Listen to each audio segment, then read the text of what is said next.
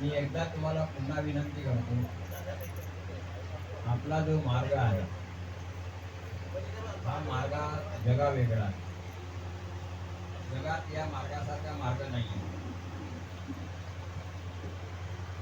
आणि आपण या गोष्टीला मानले आहोत की आपण ज्या वेळेला 36 कोटी देवतामध्ये होतो त्यावेळेला आपल्या दुःखासाठी काय कितीतरी आपण फिरलो.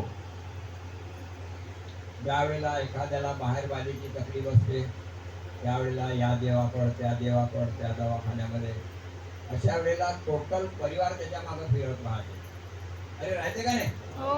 परंतु एक आपलं कार्यक्रम असलं की ज्या भगवंतामुळे आपण सुखी झालो, आपला परिवार सुखी झाला, त्या परिवाराला आपल्या परमेश्वराबद्दल किती स्वाभिमान वाटते की नाही. खरोखरच आज मी पाहतो लोक इकडे फिरायला जातात, तिकडे फिरायला जातात, तिकडे फिरायला जातात, परंतु एक कार्यक्रम असला तर त्याच्या जेवढं वेळ राहत नाही. आणि याच्यावरून सिद्ध होते की आपण किती बैमान लोक आहोत.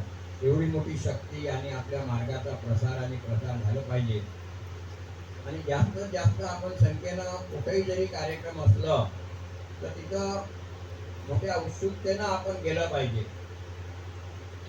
परंतु काय होते आपल्यामध्ये ते उत्सुकता राहत नाही. ज्या वेळेला आपल्याला तकलीफ राहते त्यावेळेला आपण अनेक वेळा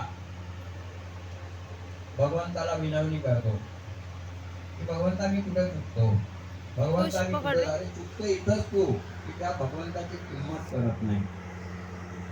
की ज्या भगवंतामुळे तुम्ही सुखी झाले त्याची किंमत केली पाहिजे. आणि त्याची किंमत करत नाही म्हणूनच आपण आपली चूक आपल्या लक्षात येत नाही. जर वेळोवेळी आपण त्याची जर किंमत केली तर खरोखरच आपण सावध राहून जर काम केलं तर मला नाही वाटत की आपण दुःखी राहू. पण असं होत नाही.